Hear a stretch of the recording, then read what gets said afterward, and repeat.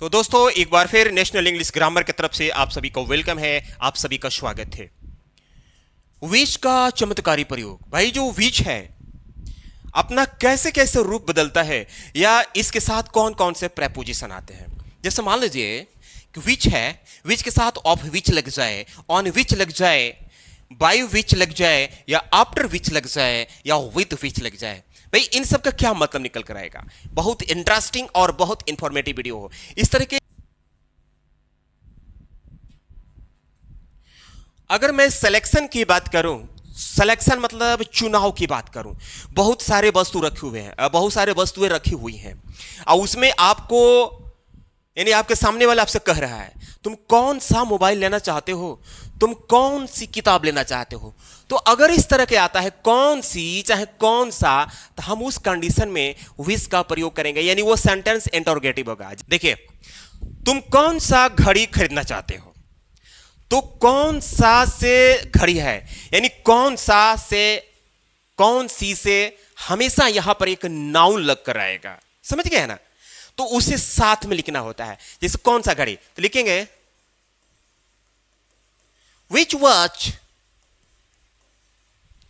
चाहते हो present simple tense और सब्जेक्ट तुम है, तो तुम की मीनिंग लिखने से पहले डू और तब तुम की मीनिंग यू।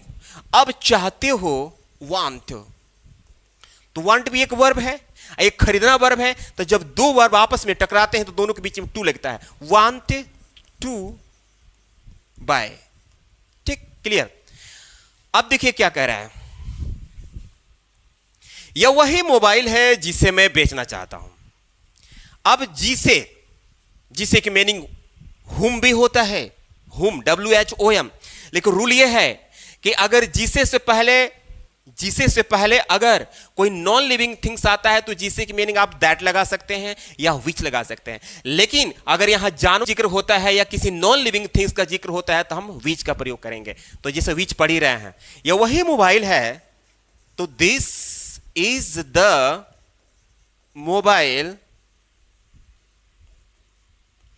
विच लिखेंगे जिसे क्या मैं बेचना चाहता हूं। तो दो काम है, एक बेचना और दूसरा चाहता हूं। तो पहले चाहने की मीनिंग मनी सब्जेक्ट लिखने के बाद से आई चाहता हूं, वांट टू सेल।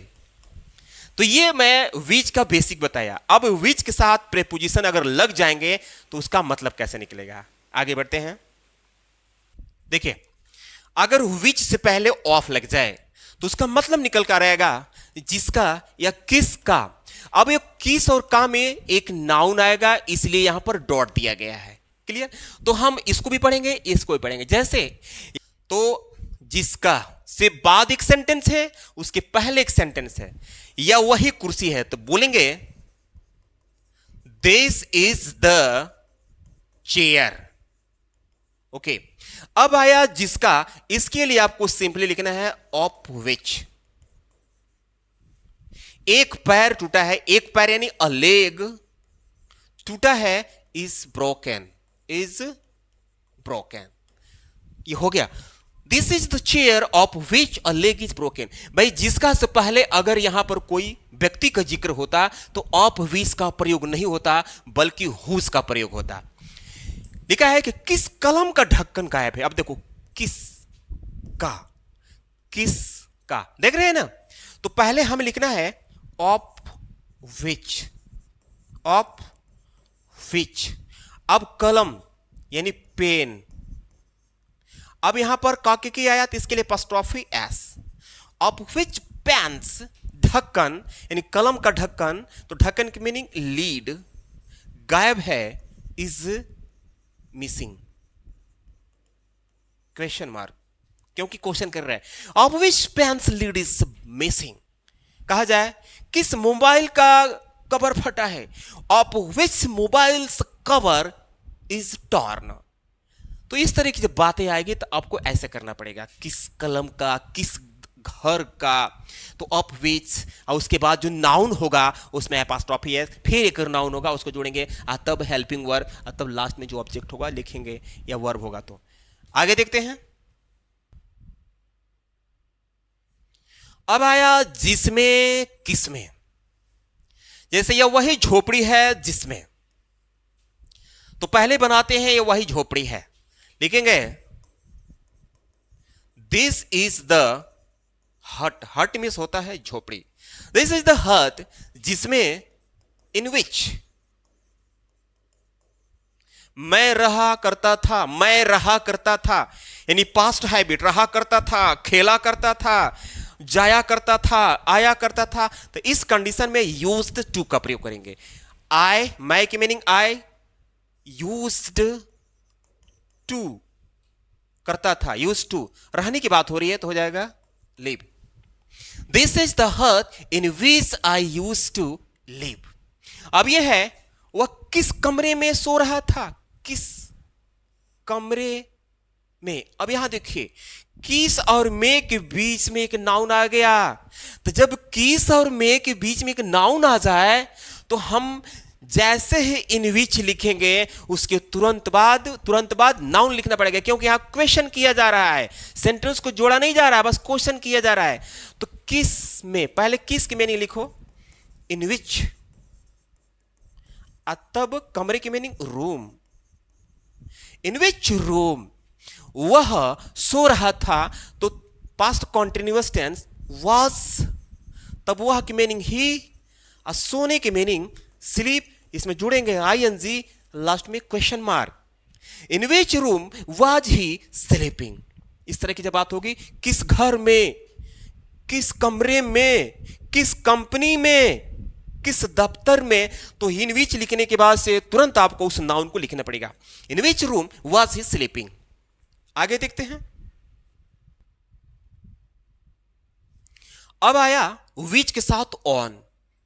विच यानी ऑन विच, जिसका मतलब होता है जिस पर या किस पर। यहां पर किस पर होना चाहिए, में नहीं होगा, किस पर, जिस पर, किस पर, यानी जब दो सेंटेंस को जोड़ेगा तो जिस पर आएगा, और जब क्वेश्चन की बात होगी तो किस पर आएगा। जैसे वह कुर्सी जिस पर मैं बैठा करता था अब टूटी हुई है। वह कुर्सी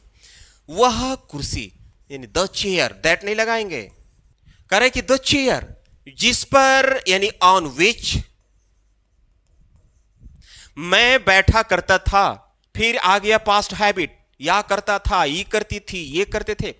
तो करता था कि मीनिंग लिखने से पहले मैं यानी आई, करता था, यूज्ड टू बैठने की बात हो रही है, seat comma, the chair on which I use to seat अब टूटी हुई है, is broken now, is broken now.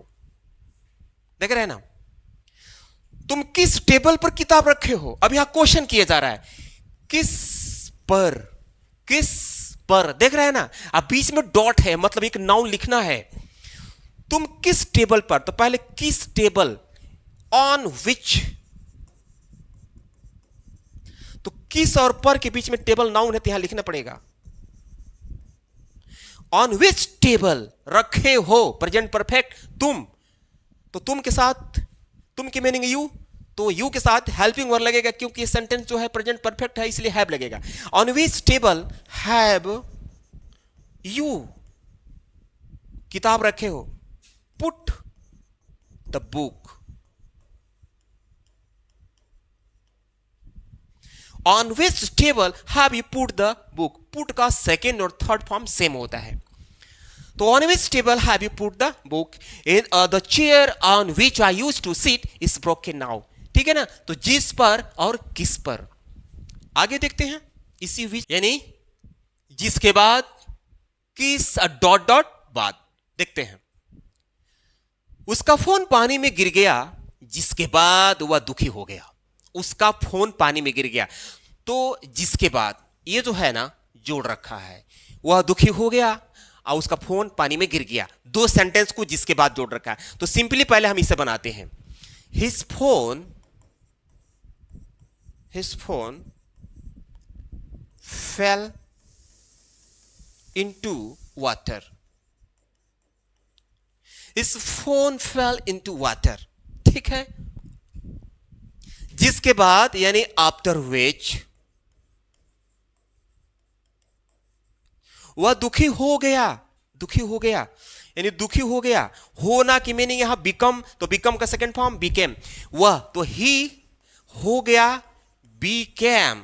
क्या दुखी हो गया, सॉरी क्या हो गया, दुखी ना, तो दुखी की meaning sad. His phone fell into water after which he became sad. आगे है, कितने लड़कों के बाद तुम्हारा नंबर है। अब देखिए ऐसा भी आ सकता है, कितने के बाद, तो कितने लड़कों के बाद। तो अगर हम बात करें केवल के बाद की मीनिंग होता है आफ्टर, जैसा विच से थोड़ा मैं हट रहा हूं। केवल इस तरह की बात किया जाए, कितने लड़कों के बाद, कितने छात्रों के बाद, कितने लोगों के बाद, तो उस कंडीशन में हम सबसे पहले कितने की मीनिंग लिखेंगे, यानी पहले के बाद की मीनिंग, यानी after how many boys, after how many boys, तब यहां पर हेल्पिंग वर्ब आर, तुम्हारा नंबर, योर टर्न। देख रहे हैं ना, ये जरा से मैं ऑप्टर से, जरा मैं विच से हट कर इस सेंटेंस को बताया हूं। अगर इस तरह की बात आ जाए, कितने लड़कों के बाद, आफ्टर हाउ मेनी बॉयज, कितने विद्यार्थियों के बाद, आफ्टर हाउ मेनी स्टूडेंट्स, कितने लोगों के बाद, आफ्टर हाउ मेनी पीपल, तब उसके बाद आपको हेल्पिंग वर्ब लगा देना है। अब यहां आया, किस आदमी के बाद तुम्हारा नंबर। अब देखिए किस के बाद, किस बात, देख रहे हैं ना। अब इसमें जो डॉट आप देख रहे हैं यहीं पर नाउन आएगा। तो पहले किस आदमी के बाद, पहले तो किस आदमी के लिखो, किस के बाद, यानी आफ्टर विच, आफ्टर विच, यानी यहां पर सिंगल आदमी के बाद, किस आदमी के बाद। अब बहुत सारे लोग होंगे तो आफ्टर हाउ मेनी हो जाएगा। तो आफ्टर विच, अब आदमी की meaning man, after which man है, इस तुम्हारा नंबर, योर टर्न। अब देख लीजिए दोनों में अंतर, after how many boys are your turn, यहां कह रहा है कि after which man is your turn. यानी जब सिंगल की बात, जब सिंगल सब्जेक्ट की बात किया जाए, जैसे किस आदमी के बाद, किस लड़की के बाद, किस लड़कों के बाद, तो आपको ये वाला आफ्टर विच लगाना है। एक से अधिक होंगे तो उसमें विच नहीं लगेगा, आफ्टर हाउ मेनी लगेगा। क्लियर? तो आई होप कि ये भी आपको समझ में आ गया होगा। बाय विच, जिसका मतलब होगा जिससे या तो जिसके द्वारा, किसके द्वारा या किस से। अब यहां देख रहे हैं ना, यानी अब यहां पर जब हम यात्रा से संबंधित बात करेंगे तो बाय विच का प्रयोग करेंगे। जैसे यहां देखिए, यह वही ट्रेन है जिससे मैं घर जाने वाला हूं, जिससे, या ऐसे भी बोल सकते हैं यह वही ट्रेन है जिसके द्वारा मैं घर जाने वाला हूं। अब यहां देखिए, वह किस बस से, ठीक है ना, यानी जब क्वेश्चन की बात की जाएगी, जब प्रश्न पूछेंगे तो इस तरह के सेंटेंस आएगा, किस से, यानी किस बस से, यानी किस और से के बीच में एक नाउन आएगा, किस और से के बीच में नाउन आएगा। देख रहे हैं ना, वो किस बस से, किस ट्रेन से, किस कार से, किस स्कूटी से, यानी बहुत सारे ये वाहन रखे हुए हैं और उसमें किसी एक की पार्टिकुलरली वो बात कर रहा है। तो क्या करेंगे, पहले इसको बनाते हैं, या वही ट्रेन है, यह, this is the train, okay, जिससे, तो लिखेंगे बाय विच, बाय विच मैं घर जाने वाला हूं। सिंपली आई एम वाला वाली सेंटेंस में अबाउट टू का प्रयोग होता है। I am about to go home, go home, home के पहले टू का प्रयोग नहीं होता, आपको पता ही है। तो this is the train by which I am about to go home.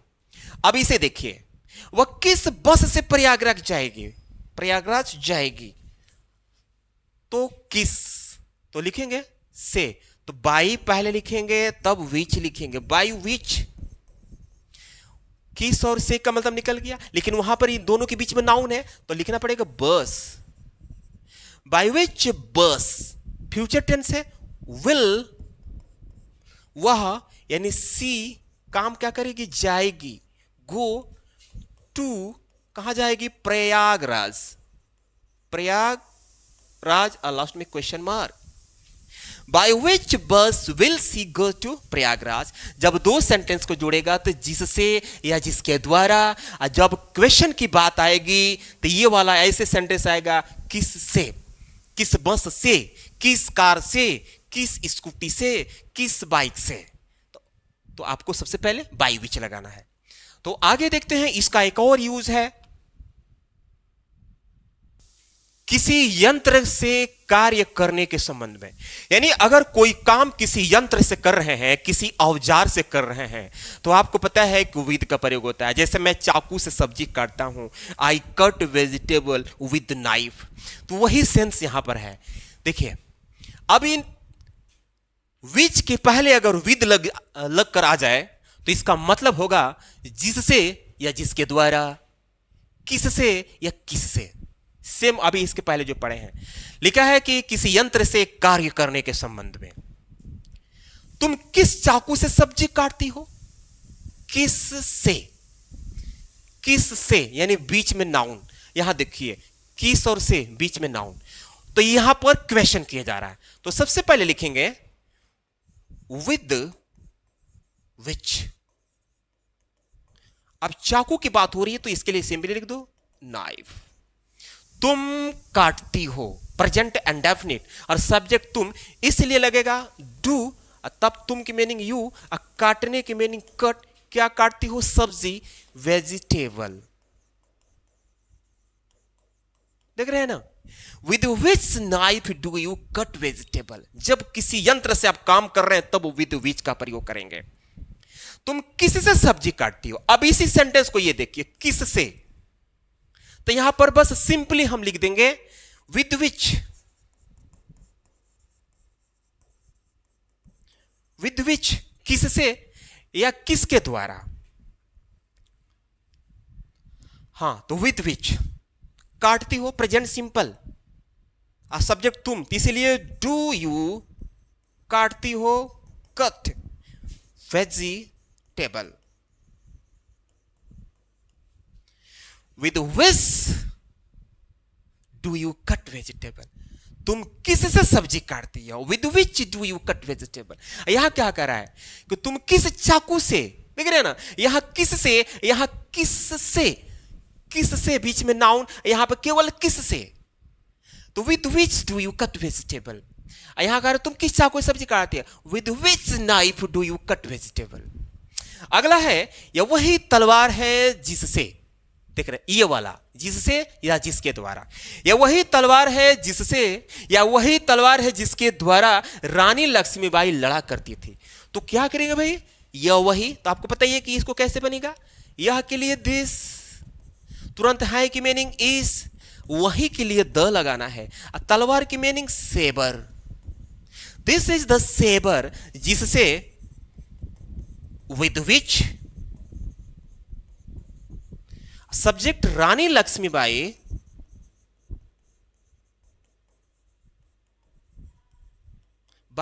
लड़ा करती थी, यूज्ड टू, इनका आदत था, यूज्ड टू फाइट, FIGHT। तो फ्रेंड्स, विद के साथ मैंने प्रीपोजिशन आपको बताया। ये वीडियो आपको कैसा लगा, अगर थोड़ा सा ये भी अच्छा लगा हो तो इस मेहनत के बदौलत आपको तो कुछ देना चाहिए। क्या देना चाहिए, मैं आपसे क्या मांगता हूं, बस लाइक है, अगर सब्सक्राइब नहीं किए हैं तो उसे कर दीजिए। मिलते हैं अगले वीडियो में, तब तक के लिए धन्यवाद।